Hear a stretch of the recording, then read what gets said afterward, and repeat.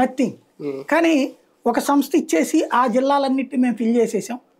కానీ ఇక్కడ మాత్రం నవనగరాలు పెడతానంటే సుదీర్ఘకాలం పాటు రాష్ట్ర విభజన ఆనాడు తమిళనాడు నుంచి విడిపోయిన తర్వాతన కర్నూలు నుంచి తీసుకెళ్లి హైదరాబాద్లో పెట్టిన పాపానికి 70 ఏళ్ల పాటు ఈ రాష్ట్ర ప్రజల సొత్తంతా తీసుకెళ్లి హైదరాబాద్లోనే తగలేశారు. హైదరాబాద్లో ఉన్నటువంటి రోడ్లలో 1/1 వంతు ఆంధ్రప్రదేశ్లో ఏ రోడ్డు ఏ ఊరుకుంది ఎక్సెప్ట్ వైజాగ్. వైజాగ్ డబ్బులు రాష్ట్ర ప్రభుత్వం ఇచ్చినవి కాదు, వైజాగ్ డబ్బులు వైజాగ్ సంపాదించుకున్నాం.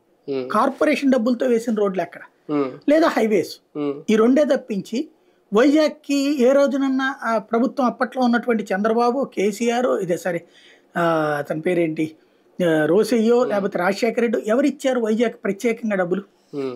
R&B రోడ్లు కూడా పెద్దగా కొత్తగా వేసిన ఏం లేదు అక్కడ. కార్పొరేషన్ రోడ్లే బాగుండే వైజాగ్. అది తప్పించి అసలు రోడ్లు ఏమున్నాయి వైజాగ్ కార్పొరేషన్ తప్పించి? అసలు రాష్ట్ర ప్రభుత్వం అక్కడ కాక హైదరాబాద్ లో కాకుండా ఇంకెక్కడ వేసారు? ఒక నెక్లెస్ రోడ్ రాష్ట్రంలో ఇంకెక్కడన్నా ఉందా? ఓ శిల్పారాం రాష్ట్రంలో ఇంకెక్కడన్నా పెట్టారా? రాజశేఖర రెడ్డి వచ్చాక కదా మళ్ళీ పెట్టుకొచ్చింది. అయ్యి రాజశేఖర రెడ్డి రాష్ట్ర విభజన తప్పదని భావించాక ఆంధ్ర డెవలప్మెంట్ మీద కాన్సన్ట్రేట్ చేశాడు. ఆంధ్రలో ఇన్ఫ్రాస్ట్రక్చర్ ప్రారంభించాడు. ఎందుకంటే తను తీసినటువంటి గొయ్య తర్వాత ఖచ్చితంగా రాష్ట్రాన్ని విడదీస్తుందని తనకు తెలుసు.